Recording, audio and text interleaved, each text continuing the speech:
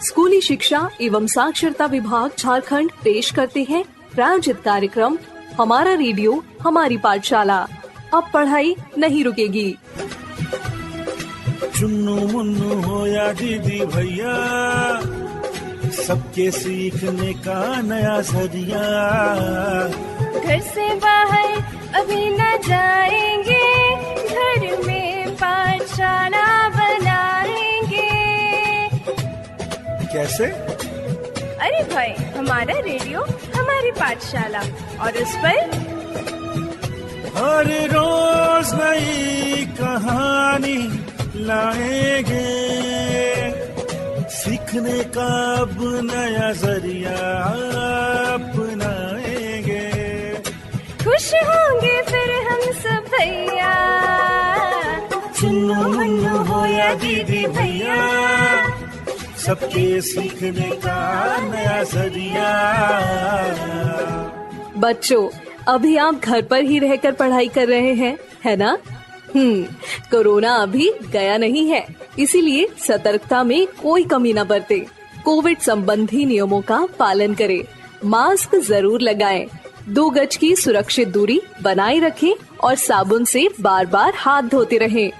आपकी पढ़ाई निरंतर जारी रहे, इसलिए स्कूली शिक्षा एवं साक्षरता विभाग, सेव द चिल्ड्रेन तथा यूनिसेफ के सहयोग से हम आप तक मनोरंजक कहानियों की श्रृंखला लेकर आए हैं। हमारा रेडियो हमारी पाठशाला, अब पढ़ाई नहीं रुकेगी। प्यारे बच्चों, जोहार।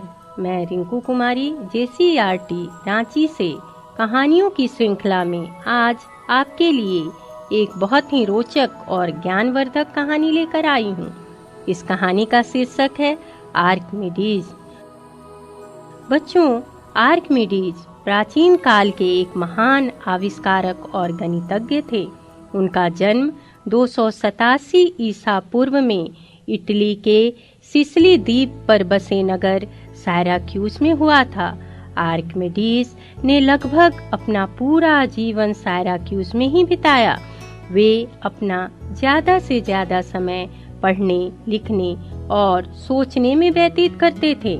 उनके मन में ढेरों प्रश्न उठते जिनका कोई उत्तर न बता पाता, तो फिर वे खाना, पीना, नहाना, धोना सब भूलकर अपने प्रश्नों का उत्तर स्वयं ही खोजने लग जाते। आर्किमिडीज को सिद्धांत और सूत्रों की खोज के साथ साथ व्यवहारिक समस्याओं का हल खोजना भी बहुत अच्छा लगता था।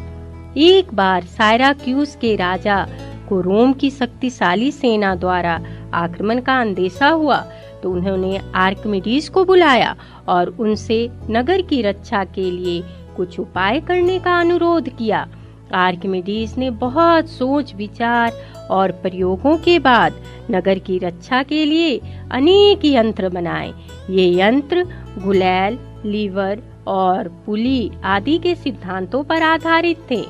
ऐसा कहा जाता है कि इन्हीं यंत्रों में से एक था बड़ा सा विशेष प्रकार का दर्पण। इस दर्पण से सूर्य के किरणों को जहाजों के पालों पर केंद्रित कर उनमें आग लगाई जा सकती थी। आर्किमिडीज के यंत्रों से रोम की सेना में हड़कंप मच गया। रोम का सेनापति समझ गया सीधी भिड़ंत से जीत असंभव थी। अब उसने सेना को पीछे हटाकर सायराक्यूज का घेरा डाल दिया। आर्किमिडीज ने अपने जीवन में कई समस्याओं के समाधान ढूंढे और इन समस्याओं के समाधान ढूंढते ढूंढते ऐसे सिद्धांतों का आविष्कार किया जो विज्ञान की नींव बन गए। आर्किमिडीज का सिद्धांत जो आज भी स्कूल में बच्चे पढ़ते हैं, उसकी शुरुआत भी एक समस्या से हुई थी। सायराक्यूज के राजा ने एक बार सोने का मुकुट बनाने का आदेश दिया था। जब मुकुट बनकर आया तो राजा को शक हुआ कि कहीं सोनार ने मुकुट में सोने की मिलावट तो नहीं की है। समस्या यह थी कि मुकुट के सोने की शुद्धता की जांच कैसे की जाए। अंततः राजा ने यह समस्या भी आर्किमिडीज को सौंप दी। आर्किमिडीज ने मुकुट और उसके समान द्रव्यमान का सोने का टुकड़ा राजा के खजाने से लिया बहुत सोच विचार और प्रयोगों के बाद आर्किमिडीज इस नतीजे पर पहुँचे कि यदि एक ही पदार्थ से बनी दो वस्तुओं के द्रव्यमान बराबर हों तो उनके आयतन भी बराबर होंगे। पर समस्या यह थी कि दोनों के आयतनों की तुलना कैसे की जाए।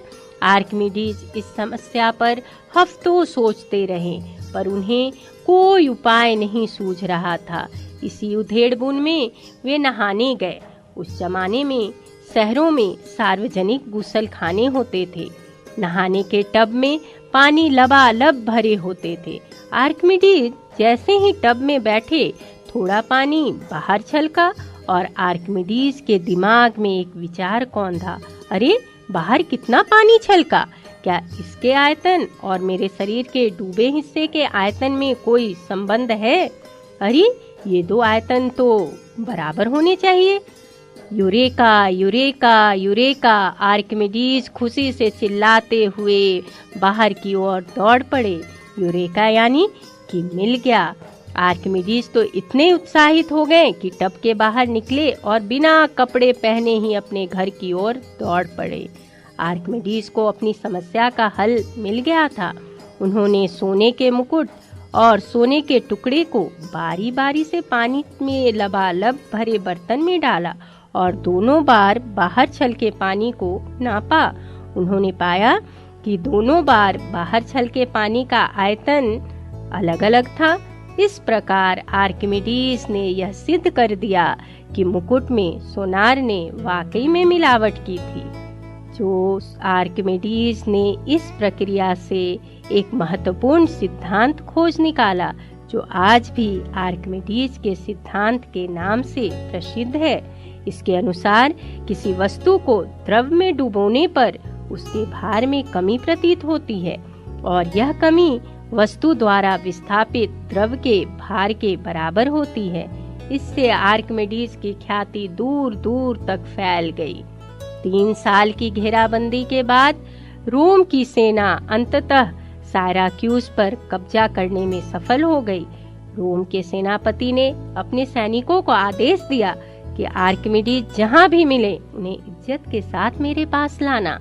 आर्किमिडीज इन सब से बेखबर अपने घर में ज्यामिति के एक प्रश्न का हल ढूंढने में लगे थे। वे रेत में रेखा चित्र खींचने में तल्लीन थे। उसी समय एक सैनिक वहां आ पहुंचा। आर्किमिडीज, तुरंत मेरे साथ चलो, हमारे सेनापति का आदेश है।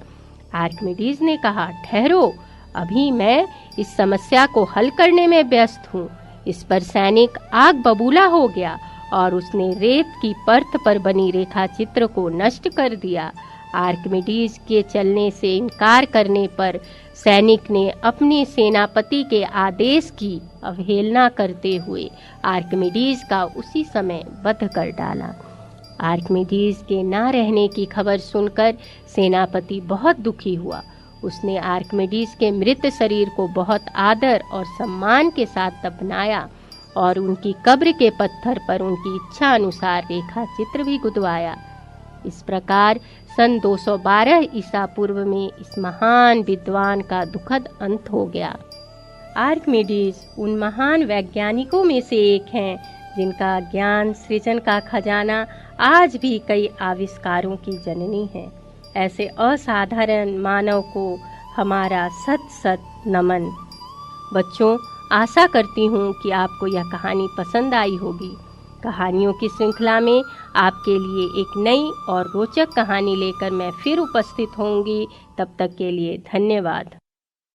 इस प्रसारण से संबंधित सुझाव, अपने प्रश्न इत्यादि आप हमें jcerg@gmail.com तथा टोल फ्री नंबर 1800-5728-585 पर संपर्क कर सकते हैं। चुन्नू मुन्नू हो या दीदी भैया, सबके सीखने का नया जरिया।